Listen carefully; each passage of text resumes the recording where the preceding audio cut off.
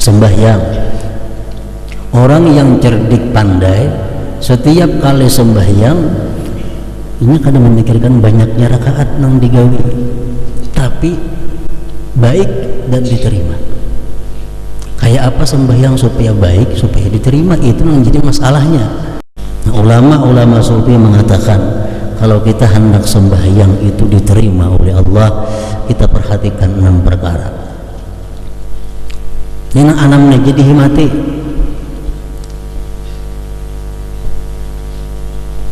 Pertama,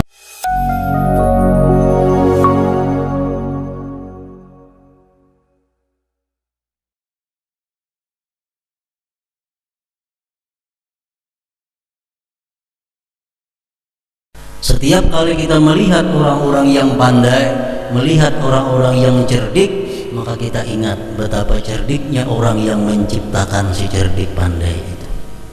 Kecerdikan Allah, kepandaian Allah semakin hari semakin tampak. Kita melihat dan menyaksikan bagaimana manusia sekarang ini begitu pandainya membuat sesuatu, begitu pintarnya membuat sesuatu. Itu menunjukkan adalah maha cerdik pandainya Allah Subhanahu wa ta'ala.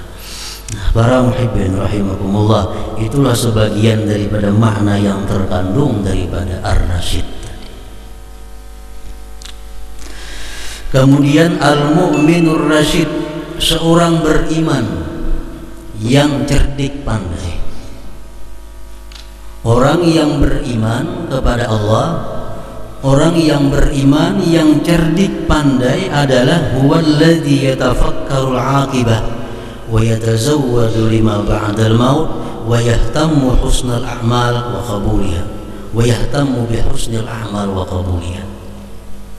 Manusia beriman yang dikatakan pintar oleh agama, manusia beriman yang dikatakan pintar oleh Allah dan Rasulnya, ialah orang yang pertama yatafakkarul aqibah, dia selalu memikirkan akibat.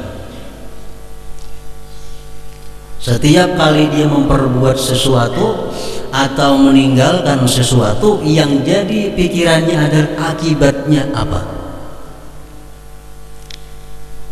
Orang yang kada memikirkan akibat itu orang yang kada dianggap cerdik pandai oleh agama.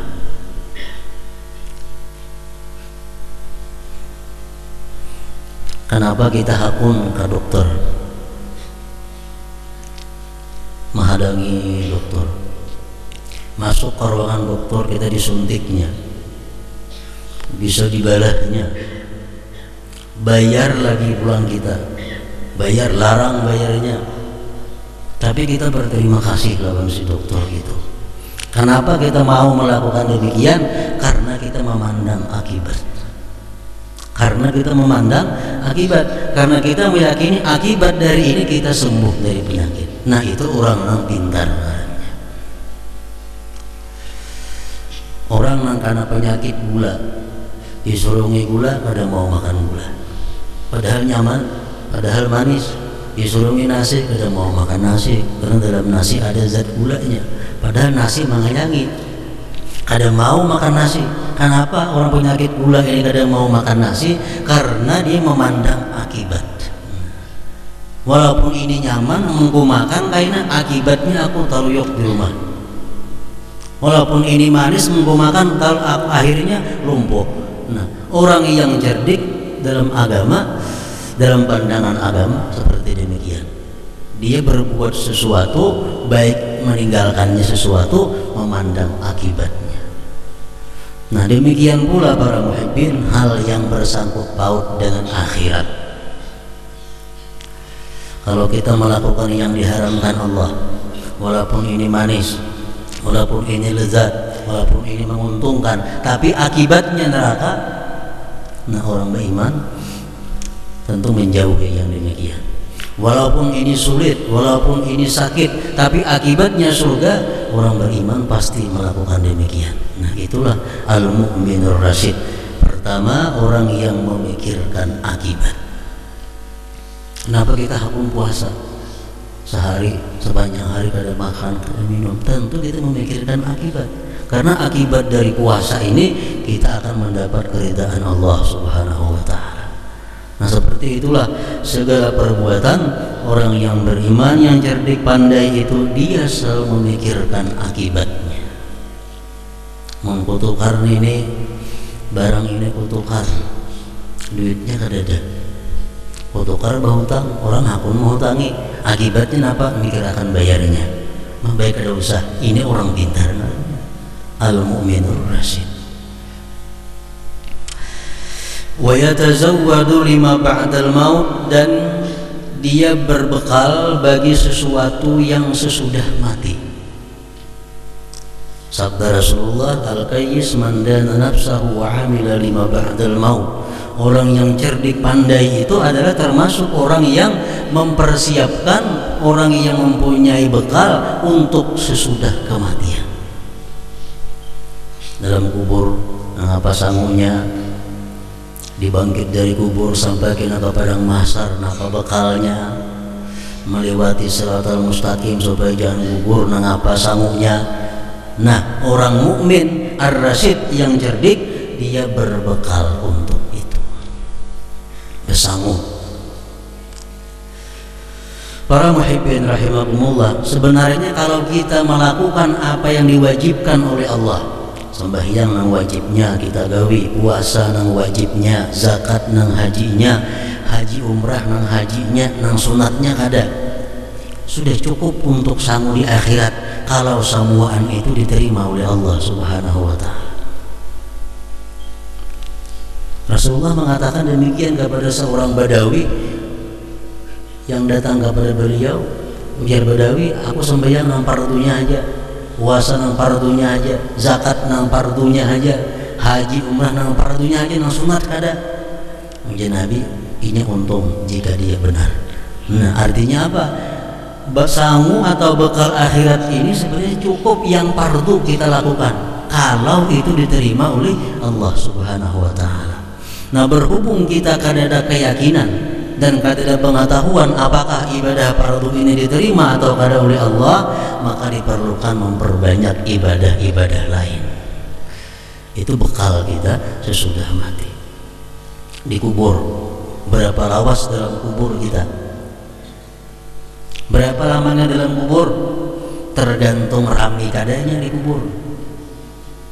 Orang yang merasa nikmat dalam kubur menunggu hari kiamat seperti orang nang guring, nang kada puas guring digarak. Orang yang dalam kubur selalu mendapat siksa, mungkin dia merasa berabad-abad lamanya di dalam kubur. Nah, kita kalau cerdik, pandai, kita mesti memikirkan tazawud, memikirkan apa bekal di dalam kubur itu. Rasulullah sallallahu alaihi wasallam mengatakan, "Idza mata ibnu Adam inqata 'amaluhu illa min thalas, shadaqatin jariyah, aw ilmin yuntafa'u bih, aw waladin salih yad'u lah." Jadi Nabi, kalau kita sudah mati, kita dalam kubur, kita kada kau beramal lagi. Kita kada kau sembahyang lagi dalam kubur, kada kau berzikir lagi, semua sudah putus amal kita. Kecuali 3 yang masih kada putus, masih mengalir. Sewaktu hidup kita ada punya sedekah jariyah. Nang kita dalam kubur, sedekah kita masih dimanfaatkan oleh kaum muslimin, selalu mengalir. Dalam dunia sempat kita nukar 10 biji keramik untuk masjid, disembahyang orang tiap hari sampai mengalir kepada kubur. Nah, ini bekal dalam kubur. Atau kita ada punya ilmu yang kita ajarkan kemudian diamalkan oleh orang, mengalir pahalanya kepada kita. Atau kita ada punya anak yang saleh yang selalu mendoakan kepada kita di dalam kubur. Hanya 3 itu bekal untuk masa penantian di dalam kubur. Nah, tazawud 5 ba'da. Kalau kita cerdik, kita pandai sebagai orang beriman, kita sudah mempersiapkan itu, sudah siap. Sedekah jariyah selalu kita gawi, ilmu selalu kita sebarkan, anak kita didik agar menjadi orang yang saleh, yang mendoakan kepada kita saat dalam kubur nanti. Itu untuk di dalam kubur. Dalam kubur dibangkit kita menuju tempat yang disebut mahsyar. Rasulullah mengatakan orang yang dibangkit dari kubur itu dalam keadaan lapar, dalam keadaan haus, dalam keadaan telanjang. Lalu kata beliau, man at'ama lillah at'amahum, wa man saqa lillah saqahum, wa man kasa lillah kasahum. Artinya orang yang di dalam dunia suka memberi makan kepada manusia, maka dia di padang mahsyar akan Allah beri makan. Orang yang dalam dunia suka memberi minum kepada manusia karena Allah, di padang mahsyar nanti Allah akan memberi dia minuman. Orang yang dalam dunia suka memberikan pakaian kepada orang lain, di padang mahsyar nanti akan Allah beri pakaian kepada mereka. Nah, ini bekal di akhir. Suka memberi makan. Seapa banyaknya kita memberi makan orang, sekadar kemampuan kita. Sekadar kemampuan kita. Sehari seekung kita memberi makan orang karena kemampuan kita sehitu. Kita niatkan karena Allah, ini bekal supaya jangan lapar di padang mahsyar itu. Nah, para muhibbin rahimakumullah, apalagi persiapan bekal kita. Kalau kita cerdik, kita termasuk orang beriman yang pandai, kita bekal untuk menghadapi hisab Allah. Rasulullah mengatakan dalam sebuah hadisnya, wa inna talibal ilm wal mar'ata ta'i'ata li zawjiha wal barra li walidayhi yadkhuluna al jannata bighairi hisab. Ujar Nabi kita, orang yang menuntut ilmu, perempuan yang taat bakti kepada suaminya, seseorang yang bakti kepada kedua orang tuanya, dia masuk surga bighairi hisab. Dan ini bisa terhimpun ketiga-tiganya dalam seorang perempuan. Laki-laki paling-paling kawan dua. Kalau bini-bini, inya menuntut ilmu tiap hari, inya bakti lawan lakinya, inya bakti lawan kuitannya. Nah, bisa ketiga-tiganya. Itu persiapan dalam menghadapi hisab. Jadi kita menuntut ilmu sanggup manfaatnya baik dalam dunia supaya jangan bodoh, supaya jangan kepungulan. Di akhirat kayaknya menuntut ilmu agama, faedahnya apa? Selamat daripada dihisab Allah Subhanahu wa taala. Tinggal lagi persiapan kita menghadapi Shiratal Mustaqim. Rasulullah mengatakan, orang yang adalah masjid itu rumahnya, Allah jamin dia lurus di Shiratal Mustaqim. Artinya apa? Orang yang selalu sembahyang berjamaah, Allah jamin jawaz liwat pada Shiratal Mustaqim itu. Nah, kita sembahyang berjamaah sebenarnya bekal kita untuk Shiratal Mustaqim.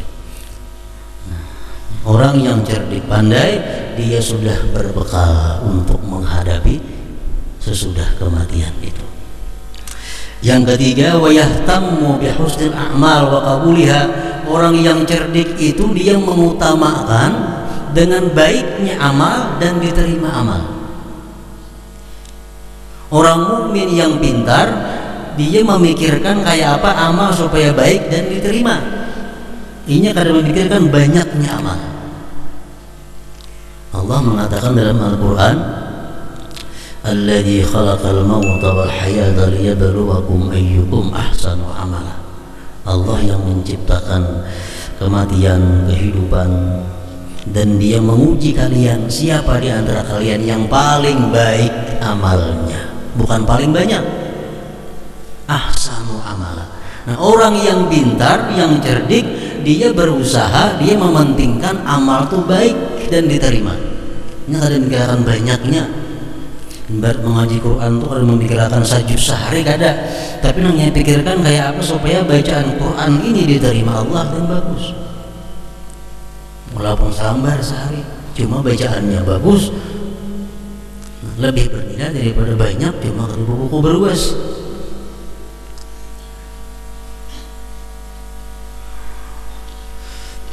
Sembahyang, orang yang cerdik pandai setiap kali sembahyang ini kadang memikirkan banyaknya rakaat nang digawi, tapi baik dan diterima. Kayak apa sembahyang supaya baik, supaya diterima, itu menjadi masalahnya. Sembahyang malam walaupun hanya 2 rakaat, kalau itu baik dan diterima Allah, itu kada sedikit lagi jadi banyak nilainya, jadi luar biasa nilainya.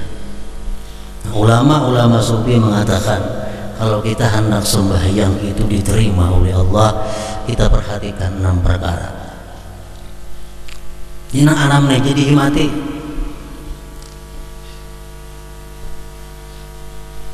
Pertama, bi'alus syurut wal arkan, menggawi syarat dan rukun. Syarat-syaratnya baik-baik, rukun-rukunnya baik-baik. Yang kedua, tarkul mubtilat, meninggalkan yang membatalkan sembahyang. Yang kedua. Yang ketiga, al-ikhlas, ikhlas sembahyang itu karena menjunjung perintah Allah. Yang keempat, khusyul qalbi wal jawari, sembahyang itu mesti khusyuk hati dan anggota. Yang kelima, quwwatun min halal, kekuatan tenaga daripada makanan minuman yang halal. Yang keenam, libasun wa makanun halal, pakaian dan tempat yang halal. 6 perkara. Walaupun kita sembahyang 2 rakaat, lebih baik daripada dunia dan isinya kalau sembahyang 2 rakaat itu diterima oleh Allah Subhanahu wa ta'ala.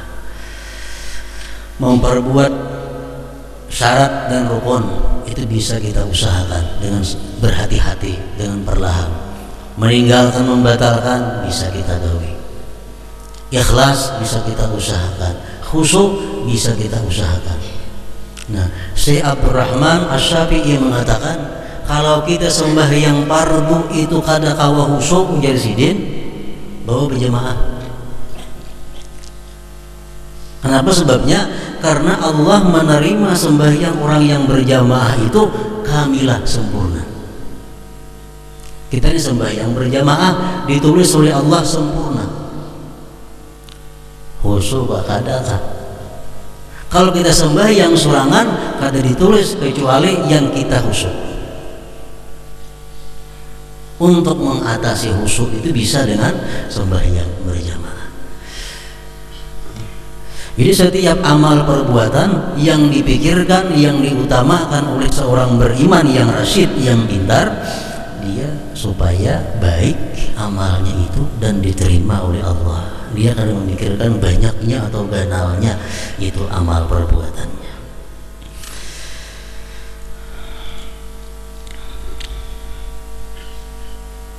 Para muhibbin rahimakumullah, demikian sebagian daripada akhlak mukmin orang yang beriman ar-rasyid yang disebut cerdik dan pandai. Kemudian yang terakhir di antara 99 Asmaul Husna kita tamatkan pada malam hari ini, as-sabur. Yang terakhir adalah as-sabur, ar-rasyidus sabur. Allah Ta'ala itu artinya maha penyabar. Maksudnya kayak apa Allah Ta'ala itu maha penyabar? Huwallazi la yu'ajjilul 'uquba 'ala man khalafa bal yu'akhiruhu ila ajalih. Allah itu maha penyabar, artinya dia tidak menyegerakan hukuman. Allah tidak menyegerakan siksa kepada orang yang menyalahinya atau menentangnya, tetapi dia memberi timpu sampai kepada batasnya. Kita harus sembahyang langsung dihukum oleh Allah, ada. Kita berdusta langsung buruk untung kita, ada. Kenapa? Allah itu as-sabur. Setiap kita melakukan satu dosa, menurut satu riwayat 3 jam, ada mengatakan 6 jam baru dicatat sebagai amal kejahatan. Memberi kesempatan kepada kita untuk tobat. Ada hadis mengatakan 3 jam, ada mengatakan 4 jam.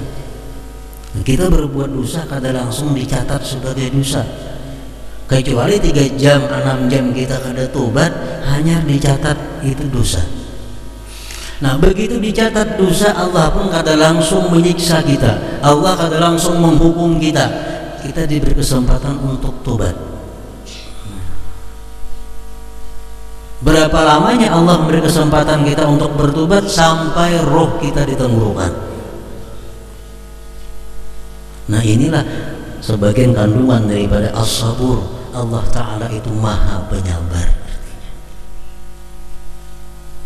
Dia tidak menyegerakan siksa atas orang yang menentangnya, orang yang menyalahinya, tetapi dia menundanya sampai kepada batas yang ditentukan.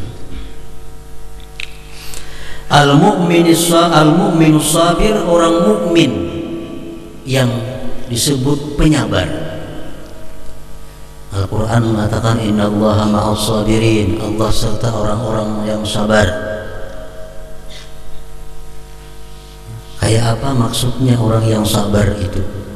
Al-mu'minus sabir alladhi sabara ala 3 halatin.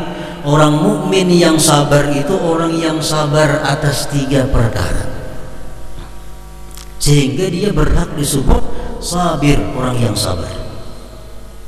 Pertama, sabirun alal musibah, dia sabar atas musibah. Yang kedua, sabirun alat taat, dia sabar dalam melakukan ketaatan kepada Allah. Yang ketiga, sabirun, dia sabar dalam menghadapi dosa dan maksiat. Pertama, sabar atas musibah. Musibah ada yang langsung datang dari Allah seperti sakit, dan seumpamanya ada musibah yang datang melalui manusia. Kita dicelaknya, kita difitnahnya, kita dighibahnya, ini musibah. Bila kita mampu menahan diri kada membalas kepada orang yang menyakiti kita, kita mampu kada berteriak sewaktu kita mendapat bala dan musibah daripada Allah, itu disebut ngaran kita orang yang sabar atas musibah, dan itu diberi nilai 300 pahala oleh Allah Subhanahu wa Ta'ala, 300 derajat. Kayak apa supaya kita kawa sabar? Para ulama mengajarkan supaya kita kawa sabar, kita ingat Rasulullah. Rasulullah sabar, padahal beliau orang yang paling mulia di antara seluruh makhluk Allah Subhanahu wa Ta'ala. Beliau sabar, padahal orang mulia. Kita yang kada mulia kada sabar lah, tak paling ngarannya. Rasulullah sallallahu alaihi wasallam waktu membagi harta pampasan perang, ada salah seorang sahabat berkata, ini pembagian tidak adil. Rasulullah dikatakan tidak adil. Apakah Rasulullah marah kepada orang itu? Apakah Rasulullah membalik mencaci maki orang itu? Rasulullah hanya berkata, kalau aku dikatakan tidak adil, siapa lagi yang adil selain aku? Dan Rasulullah mengatakan, rahimallahu Musa qad udhiya bi aktsara min hadza fasabara. Ujar Nabi kita, Allah sungguh sayang kepada Nabi Musa, dia disakiti lebih daripada ini, tapi Musa sabar kepada musibah itu, kepada fitnah penderitaan itu.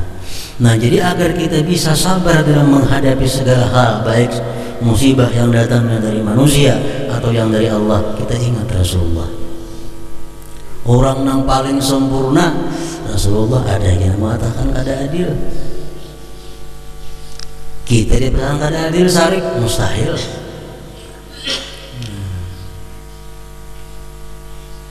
Rasulullah orang yang sangat disayangi oleh Allah, seringkali beliau mendapat musibah, beliau sabar. Kita yang kada tentu disayangi Allah, dapat musibah kada sabar lah. Nah, artinya di situ satu cara untuk bisa mendatangkan kesabaran, kita ingat kepada Rasulullah. Nah, sabar. Yang kedua, sabar alat taat.